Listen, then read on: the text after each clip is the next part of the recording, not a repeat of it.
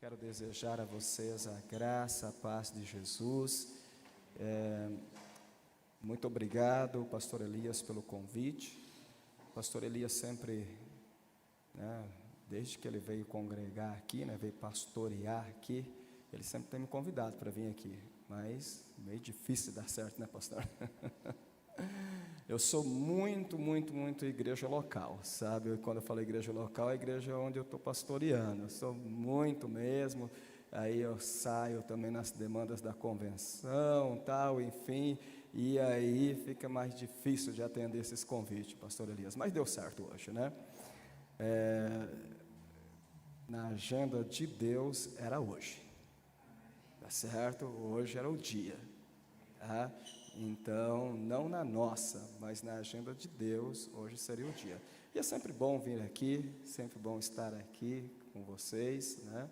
Poder rever os meus irmãos, as minhas irmãs, também conhecer outros, isso é muito bom, né? Então, graças a Deus por isso.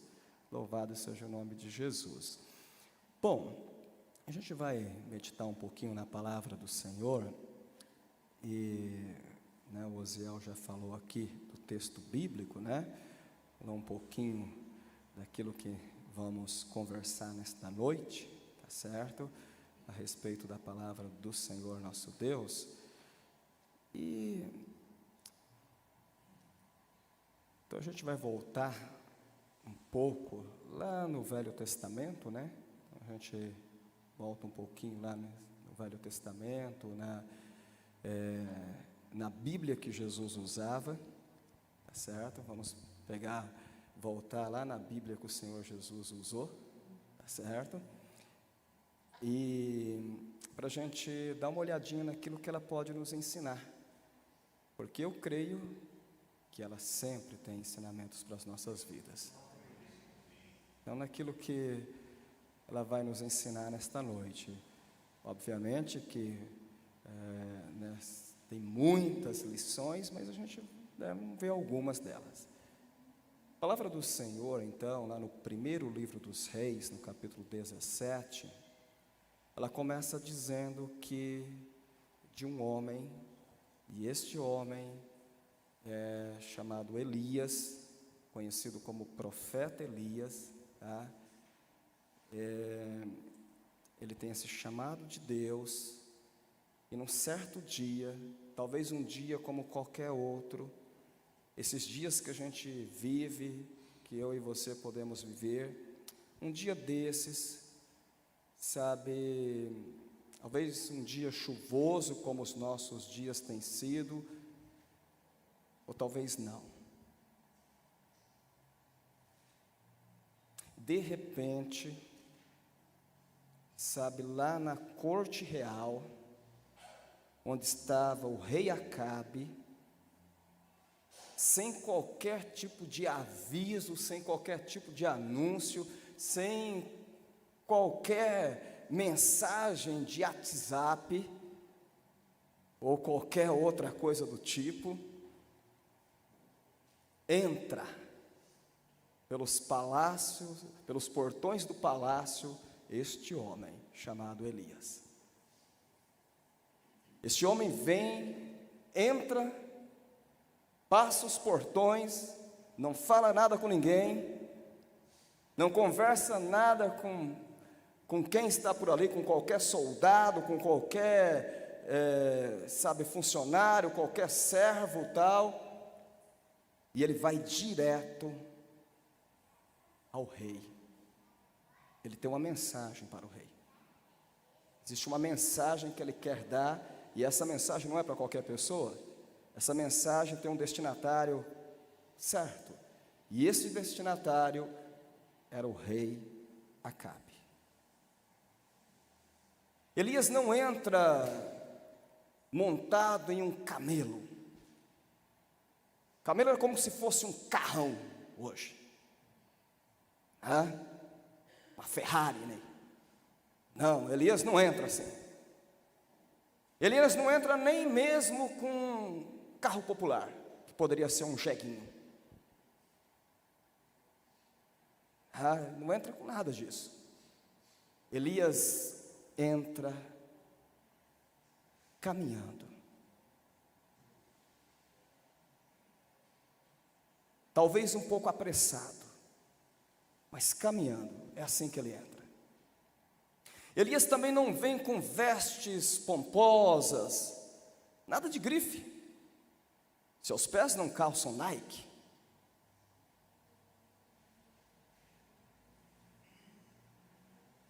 Talvez uma sandalinha de couro batido. Talvez. Feita por ele mesmo. Sabe, algo do tipo assim. Mas ele vai falar com o rei. Sem se preocupar com o figurino, sem se preocupar com todas as questões que o cercam, ele vai direto para falar com o rei. E ele chega e ele tem uma mensagem para o rei. Vamos ver a mensagem? Qual é a mensagem que ele tem para o rei? Olha só, a palavra do Senhor aí, ó, né? Onde o Senhor diz assim, ou melhor, né, Elias diz assim, né, que está na palavra do Senhor, olha, juro, tá? Começar então ali já no início, né? Ora, Elias de Tisbe, tá? Em Gileade, disse a Acabe, juro pelo nome do Senhor, o Deus de Israel, a quem sirvo, que não cairá orvalho, nem chuva nos anos seguintes, exceto mediante a minha palavra. Viu que mensagem? Simples de tudo, muito objetiva, sem rodeios, claríssima.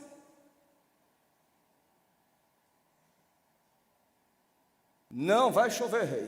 Te digo uma coisa, rei. Nos próximos anos, nem chuva, nem orvalho vai cair. Falo pelo Deus vivo, que não vai cair, a não ser pela minha palavra. Deu a mensagem, virou as costas, saiu do palácio. Sem explicar nada, sem justificar nada, simplesmente deu a mensagem, pronto, acabou. Não foi uma mensagem de meia hora, não foi uma mensagem de 40 minutos. Dá o que isso aqui? Talvez menos de um minuto. Mas uma mensagem poderosa, uma mensagem gloriosa que nos traz muitos ensinos, tá certo? Então, capítulo 17 de 1 Reis, nós vamos ver esta situação que ela começa com esta mensagem, tá? Algumas versões da Bíblia vai dizer o seguinte: vive o Senhor. Elias diz assim, ó, vive o Senhor, o Deus de Israel, perante cuja face estou. Vive o Senhor.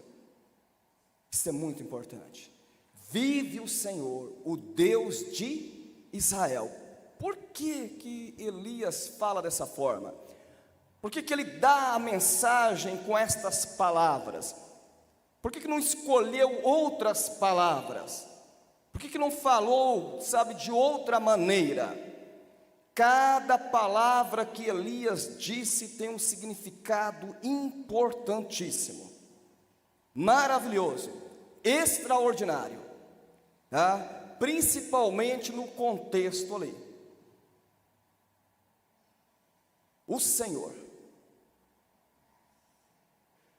significa Javé, ou Jeová, o nome acima de todos os nomes, o nome especial de Deus, revelado a Moisés, lá na sarça ardente. Esse Senhor era o Deus de Elias. Elias tinha essa certeza. Ele tinha o Senhor Deus como seu Deus, seu Senhor. Sabe, e aí ele diz assim, ó, o Deus de Israel. O Deus de Israel é uma referência ao Deus que fez uma aliança com o seu povo. E quando Deus faz uma aliança, Ele não volta atrás. Era muito significativo isso, o Deus de Israel. O Deus que realmente era o Deus de Israel. Mesmo que Acabe tentasse colocar outro Deus no lugar, pegasse outro Deus como pegou, que foi Baal, e trouxe para ser o Deus de Israel, Elias agora estava dizendo assim, olha, só tem um Deus em Israel, esse Deus é o Senhor, esse Deus é o Todo-Poderoso, Ele é o Deus de Israel, não tem outro Deus, Acabe. Ele não falou dessa forma, mas esta era a mensagem. A mensagem era exatamente esta: não tem outro Deus, esqueça essa história de Baal. Esqueça isso. O Senhor Deus é o Deus de Israel. É Ele. Tá? Por mais que Acabe tivesse esquecido disso, ou tentado esquecer disso, pela influência da sua esposa Jezabel, a fraqueza dele, de todos os tipos, fraqueza como esposo, fraqueza espiritual, Elias estava dizendo, tem Deus em Israel, há Deus em Israel. E aí, irmãs e irmãos, Elias diz assim, ó, vive, este Deus vive, esse Deus está vivo. Esse Deus está vivo. Ele vive. Vive o Senhor, o Deus de Israel. Ele está vivo. Essa ênfase, sabe, e na verdade, toda esta mensagem de Elias, a ênfase realmente está justamente nesta palavra, vive. O Deus de Israel está vivo, ele não está morto. Por mais que Acabe tivesse tentado matar o Deus de Israel, adorando Baal, os postes ídolos, ou qualquer outro que ele viesse a imaginar, agora a mensagem de Elias era esta, olha, Deus está vivo, Acabe, Deus não morreu, Ele está vivo, o Senhor Deus está vivo. Tem muitas pessoas que acham que Deus está morto em nossos dias, são os protótipos de Acabe. Muitas pessoas que estão na mesma situação de Acabe, do rei Acabe, achando que Deus está morto, encontraram outros deuses, encontraram os Baals da vida, o Baal científico, o Baal do materialismo, o Baal do humanismo, encontraram outros deuses para servir. Essa história de servir Deus, essa história de servir o Deus que, sabe, meu pai, minha mãe vão numa igreja, me levaram, tal, quiseram, sabe, até fui batizada, tal, mas o que? Eu? Não. Eu descobri Agora sim eu descobri que não tem essa história, que Deus está morto. Talvez não diz com estas palavras, mas é isso que tem no seu coração. São Acabes da vida, Acabes moderno, Acabes que ainda tem hoje. Mas para Acabe, Deus tem mensagem. Deus está vivo. Para Acabe, que pensa ser grande coisa, só porque está num palácio, só porque ostenta um título de rei, Deus levanta o seu homem, simples, muito simples, mas que tem uma palavra direta: o Senhor Deus de Israel está vivo. Ele está vivo. Deus continua vivo. Deus não está morto. Esse discurso de Elias, esse discurso, de abertura, ou esta mensagem de Elias, é uma dura repreensão contra Acabe e o seu falso Deus Baal, esse Deus que ele adorava. O estilo de vida de Acabe era uma negação do fato de que Deus vive, Deus está vivo.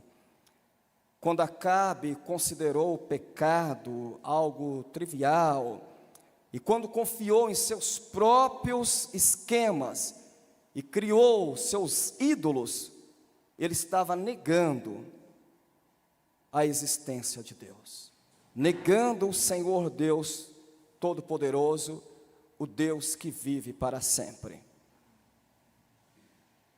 Seus atos estavam declarando que Deus estava morto. Porém, mais tarde, se a gente for ler, continuar lendo a Bíblia aí, mais tarde a gente vai ver que Deus traria um julgamento muito sério para a vida de Acabe. E Deus trouxe esse julgamento, porque Ele é o Deus vivo, o Deus Todo-Poderoso. O que Elias também disse, o que ele estava falando ali, o que ele falou ali, era uma dura repreensão a esse Deus falso. Porque Baal não era um Deus vivo. E até os seus próprios adoradores sabiam disso, que ele não era um Deus vivo. Baal só vivia, só estava vivo na época da chuva. Só na época da chuva que ele vivia. Se fosse agora, Baal está aí, está derramando água. Baal está, olha só como que Baal está abençoando. Baal está, água para todo lado, vamos até morrer afogado. Porque Baal está derramando água para todo lado. Baal só era vivo nessa época. Na época da seca, Baal estava morto. Não estava vivo. Mas aí, sabe, Elias vem dizer exatamente essa questão. Falar assim, Baal é um Deus fraco. É um Deus que só vive quando chove. Só na estação da chuva. Mas o Deus poderoso, o Deus vivo, o Deus de Israel, Ele é o Deus de todas as estações. Ele é o Deus da chuva e Ele é o Deus da seca. Por isso que a mensagem, sabe, a mensagem de Elias, ela foi exatamente essa: não vai chover. E eu quero ver o que Baal vai fazer. Não vai ter chuva. E eu quero ver como é que Baal vai se virar agora. E eu estou falando em nome do Deus vivo. E eu quero só ver se Baal é poderoso para mandar chuva agora. Como eu disse, Elias não explicou nenhuma das palavras da sua mensagem. Mas todas elas têm significados importantíssimos. Importantíssimos esses significados. Esse mesmo Deus, irmãs e irmãos, Ele está vivo hoje. Deus não está morto. Ele está vivo, Ele está cuidando de cada um de nós. Faça chuva, faça sol, aqui está chovendo, o Amazonas está seco. Deus está cuidando. Deus está no comando. Deus está no controle. Ele está no controle. Ele tem a natureza sobre o seu controle. Faça frio ou faça calor, Deus está vivo. Portanto, aqueles que servem ao Senhor Deus, o Deus de Israel, o Deus de Elias, são iguais a Elias. Lembram de uma palavra que o apóstolo Tiago disse? Capítulo 5, e verso 17. Dá uma olhadinha aí para ver o que foi que Tiago falou. 5 e 17 de Tiago. Parece que ele fala ali que Elias era um homem o quê? Igual a nós. Olha que coisa. Elias era um homem igual a nós. Ou seja, não há diferença. Não tem diferença entre nós e Elias. Ou, sabe, diferença, né, de Elias para nós. Sabe, não tem diferença. Elias era um homem igual a nós, igual a mim, igual a você. Tá certo? Elias era um homem assim. Talvez a gente possa pensar assim, nossa, acho que ele era um cara assim, diferentão, né? Acho que ele era um cara assim, todo especial. Era um camarada assim que, olha, não. Diz Tiago que ele era igual a nós. Igual a nós. E aí Tiago diz assim, que ele orou. É interessante porque a gente vê no texto de 1 Reis, a gente não vê Elias orando para não chover. É isso ou não é? Nós não vemos ele orando para, sabe, não, Senhor, olha, não manda chuva, que eu quero ver o que Acabe vai fazer, quero ver se ele vai continuar adorando Baal, quero ver o que Baal vai fazer, tal. Não está escrito isso lá no primeiro livro dos Reis. Só está escrito ele falando a mensagem, ele decretando a mensagem. Mas Tiago diz que ele orou fervorosamente para não chover, e não choveu. Orou fervorosamente para não chover, e não choveu. Antes, mas eu não vou falar sobre isso, só para pensar aqui para vocês, aqui, ó. Antes dele ir falar com Acabe, ele orou. Ele não foi de qualquer jeito. Antes de nós entregarmos a mensagem do Senhor, a gente precisa orar. Antes de falarmos em nome de Deus, temos que falar com Deus. Temos que conversar com o Senhor, o dono da mensagem. Antes de proferi-la, é preciso conversar com o Senhor. Não se pode sair falando qualquer coisa em nome de Deus. Elias orou fervorosamente. Parece que dá a ideia, né, que deu na cabeça dele, hoje eu vou lá no palácio, e hoje, olha, levantei hoje com o pé esquerdo. Hoje eu vou lá no palácio, eu quero ver só o que vai acontecer. Não, nada disso. Teve muita oração antes, e o Senhor falando com ele, e o Senhor dizendo com ele, e talvez ele falando assim, Deus, é isso mesmo? É isso que o Senhor quer?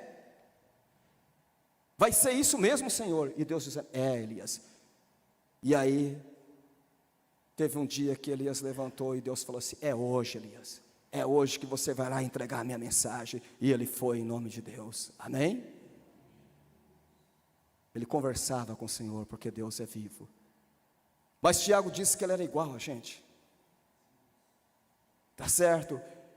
E eu posso dizer para vocês que o mesmo Deus de Elias é o teu Deus também.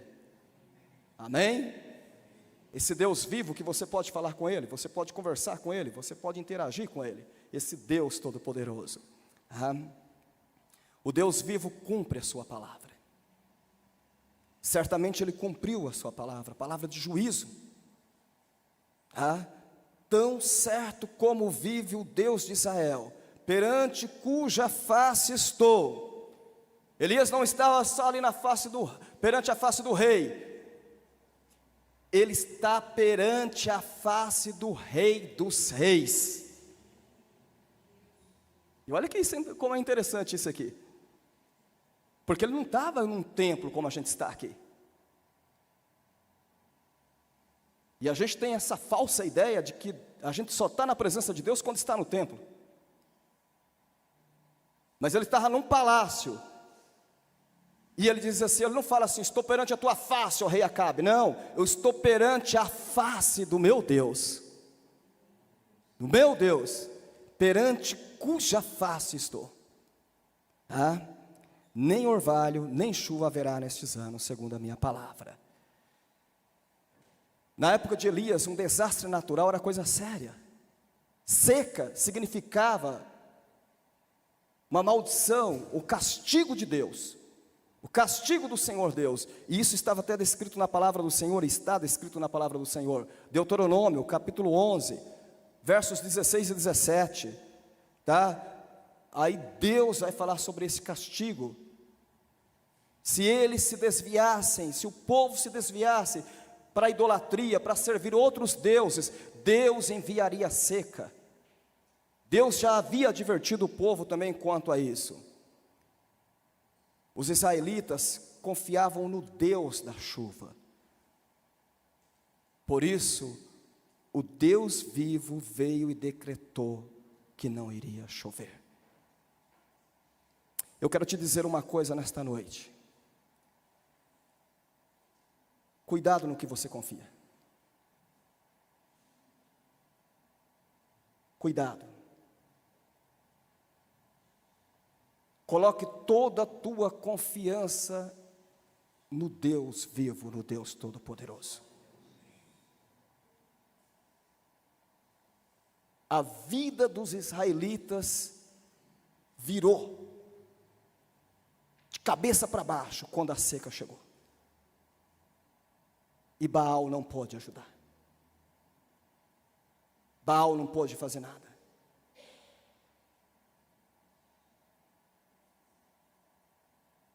Confie só em Deus e isso é o suficiente. Amém?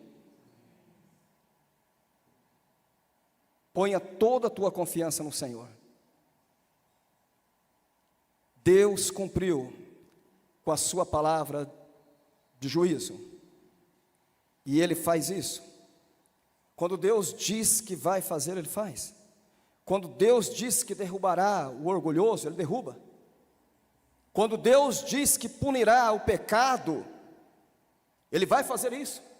Ele faz isso. Quando Deus diz que está reservado as chamas do juízo eterno para aqueles que não têm Jesus, isso é verdade, isso vai acontecer. Isto vai acontecer.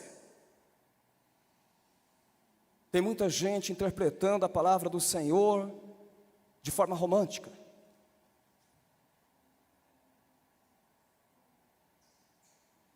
Sempre na sombra, achando que isso não vai acontecer, que é apenas uma alegoria. Cuidado com isso também, precisamos ter cuidados com isso. A palavra do Senhor se cumpre fielmente. Ela se cumpre fielmente. Aqui se cumpriu na palavra de juízo. Mas a palavra do Senhor se cumpre fielmente também nas promessas.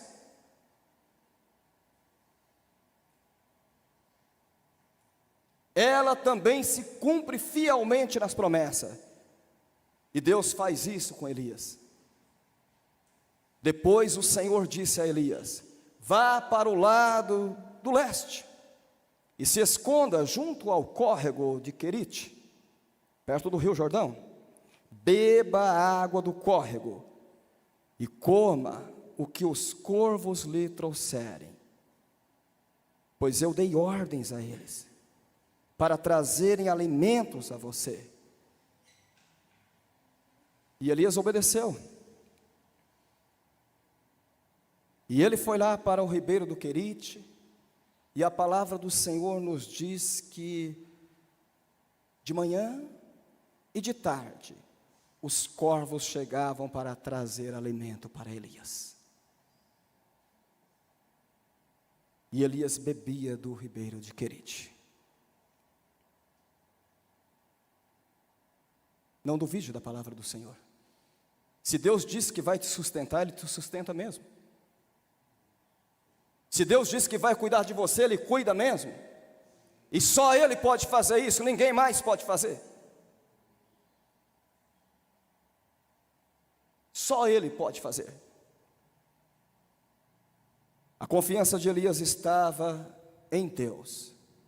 Onde está a minha e onde está a tua confiança? Onde é que ela está? Onde que a nossa confiança está? A de Elias estava em Deus. Elias tinha esse relacionamento com Deus de forma maravilhosa. O meu e o teu relacionamento com Deus pode ser melhor ainda. Porque nós conhecemos Jesus Cristo, que é o Deus encarnado, o Deus revelado. Elias não tinha esse conhecimento, mas nós temos. Então o nosso relacionamento com Deus pode ser melhor do que o relacionamento que Elias tinha com Deus. Mas nós não podemos simplesmente dizer assim, não, ele era o cara, tinha uma coisa especial na vida dele, eu não consigo, eu não vou ser assim, tal. Não, a gente não pode pensar dessa forma. O Deus que vive, fala e cuida do seu povo. Sabe, cuida. Deus poderia simplesmente ter feito o seguinte: Elias, eu vou te dar só o que você precisa, e talvez vai ser uma refeição por dia, e talvez será só um pouco de água, e acabou, Elias. Está simples assim, Elias. E está bom demais. Porém, Deus deu a Elias porção dobrada. Quando a gente volta à história antes de Elias, nós vamos ver Deus cuidando do seu povo no deserto. O maná caía uma vez ao dia. Uma vez ao dia. Aqui, os corvos vinham 2 vezes ao dia para trazer comida para Elias. Pão e carne. Eu não sei de onde é que esses corvos pegavam esse pão, essa carne. Eu não sei. E vocês acham que Elias estava preocupado com isso? Mas de que mesa esses corvos estão pegando? Em que casa eles estão entrando para pegar? Não. O certo era o seguinte, que no horário marcado, não por Elias, mas marcado por Deus, o delivery chegava certinho. Aleluia, glória a Deus. Certinho estava ali. Quê? E Elias olhava e estava o corvo lá já trazendo pão e carne. Sabe por que isso aconteceu? Você prestou atenção num detalhe da leitura da palavra do Senhor? Quando Deus falou, eu ordenei para que corvos te sustente. Eu ordenei. Olha que coisa interessante. Deus deu ordem para pássaros. E que não são lá aquelas coisas. Você já viu alguém criando um corvo de estimação? Não, ninguém quer. Ninguém quer. Quer um pássaro mais bonito, mais nobre.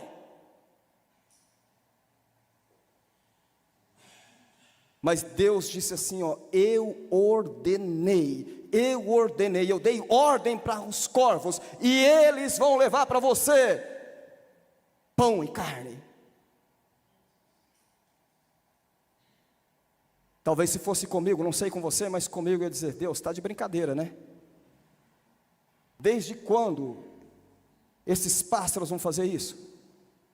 Eles vão comer a comida antes de chegar no destino.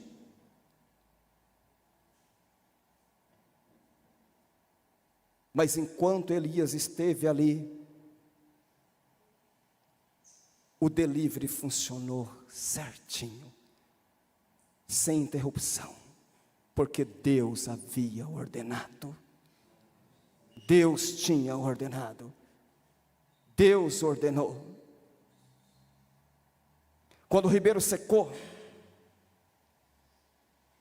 aí nós temos uma nova ordem de Deus. Deus diz assim: saia daqui, vai para Sarepta, porque eu ordenei, dei ordens para que uma viúva te sustente.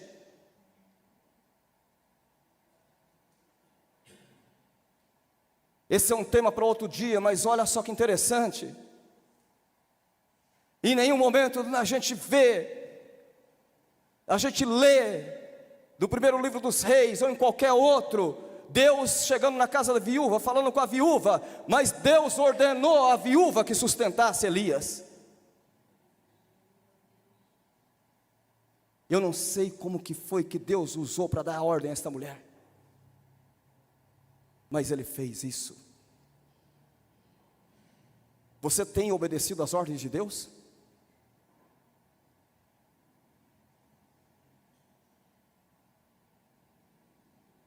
As ordenanças de Deus você tem obedecido? Talvez a gente mais conheça e quem menos obedeça sejam os 10 mandamentos. Pássaros obedecem Deus, viúvas obedecem Deus, Deus ordena e faz. E nós, o que estamos fazendo para o Senhor? Eu ordenei, Deus dando ordem, e eles cumprindo, a natureza cumprindo, a natureza fazendo, porque Ele é o Deus vivo, muito diferente de Baal. Deus vivo, o Deus que fala com a natureza, e a natureza obedece.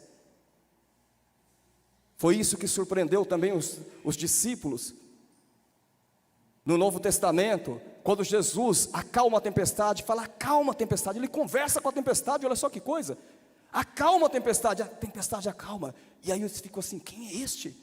Quem é este que até os ventos lhe obedecem?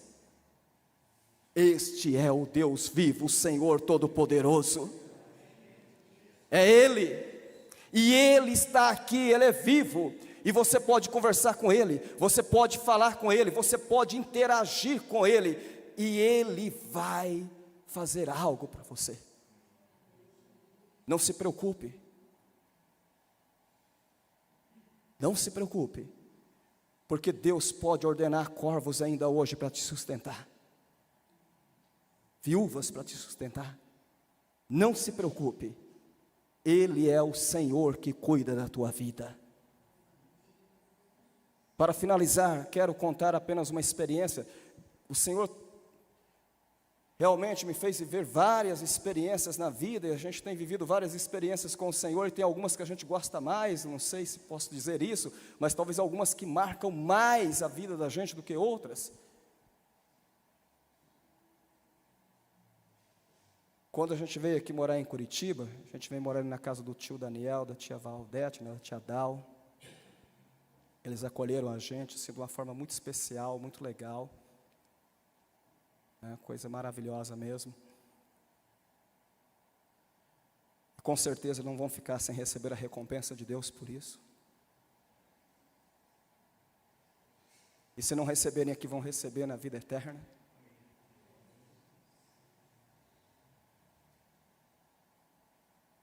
Mas aí, a gente estava atrás de emprego. Eu não sei exatamente qual era a minha idade, mas acho que estava ali nos 16 anos, por aí. E eu vi lá na Gazeta um anúncio no domingo, e na segunda falei: tá, vou atrás do emprego. O emprego ficava no Miller, Shopping Miller. E aí precisava de uma declaração de que eu estava estudando. Eu tinha acabado de matricular no colégio ali do Juvevê, o José Loureiro. E então, eu passei lá para pegar uma declaração de matrícula. Peguei a declaração de matrícula e falei, agora eu vou atrás da minha vaga de emprego. E eu cheguei, saí e falei assim, bom, daqui até o Miller eu calculei, eu não conhecia nada por aqui em Curitiba, mas eu calculei mais ou menos, eu falei assim, deve ser perto, eu preciso ir a pé. Sem dinheiro,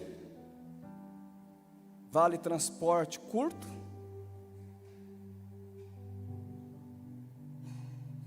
falei, vou a pé, até porque andar não era nenhum problema para mim.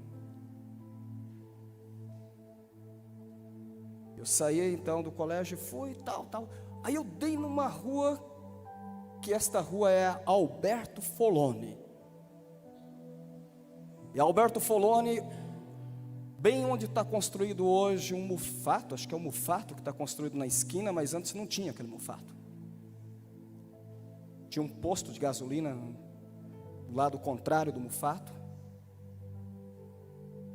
Cheguei ali e falei assim, eu vou para onde? Vou para a esquerda ou vou para a direita? E fiquei na dúvida. Para onde que eu vou? E com medo, né? Obviamente, de se perder. Para onde que eu vou? Esquerda ou direita? E aí eu falei, acho que vou para a esquerda. Falei, acho que vai ser esse aqui o caminho. E peguei para a esquerda. Andei um pouco, estava vindo um senhor. E esse senhor vinha carregando nas mãos, cada uma delas, uma sacola, aquelas sacolas de papel que antes tinha, né? De mercado. Ele carregava essas sacolas na mão. Um senhor talvez de meia idade. E eu fui e falei assim, eu quero lhe fazer uma pergunta, eu preciso de uma informação. E ele não me respondeu nada. E continuou andando, mas ele estava vindo do lado contrário, do lado onde eu tinha vindo, né? Eu estava indo nesta direção, ele estava vindo aqui, eu tinha vindo daqui, né? E ele continuou andando. E eu meio do lado dele, eu preciso de uma informação, tal. E aí ele, nada de me dar informação, tal. Eu falei, não, só preciso de uma informação, coisa rápida. E aí ele já chegou no posto assim, e tinha um carro estacionado. Só sei que ele abriu o porta-malas do carro, era um carro tipo sedã. Colocou as duas sacolas, e aí ele falou assim para mim, abriu uma das sacolas, me deu 2 maçãs, e eu falei, eu não quero isso, eu só quero uma informação. É só isso que eu quero. Eu só quero uma informação.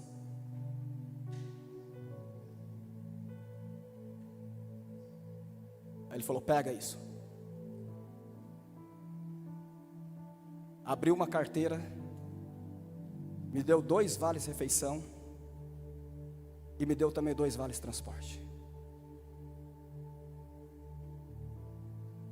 Falou, pega isso. Eu falei, eu não quero isso, eu só quero uma informação. Ele falou, pega isto. Isso era em torno de 1 e pouca da tarde. Ele falou assim, ó, você não comeu ainda hoje? Você passou ali no colégio, pegou a declaração de matrícula e você está indo atrás do emprego.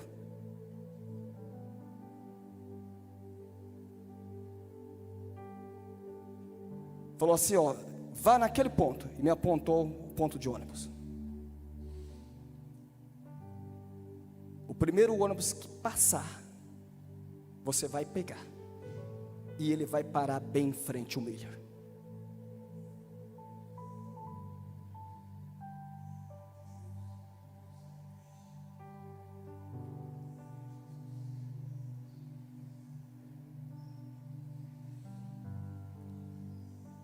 Eu saí meio desconcertado, eu não queria pegar nada. Ele falou: pega, eu estou te mandando, pega, vai fazer o que eu estou falando.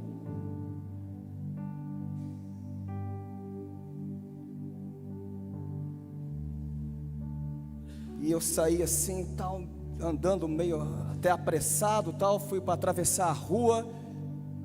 Eu olhei, já não vi mais nada, não vi mais ninguém. Não demorou nem um minuto, o ônibus chegou.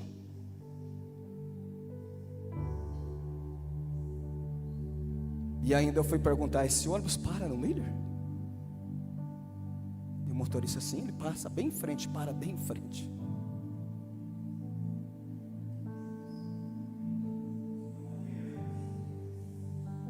Você acredita que Deus cuida da tua vida? Eu creio que Ele cuida da minha.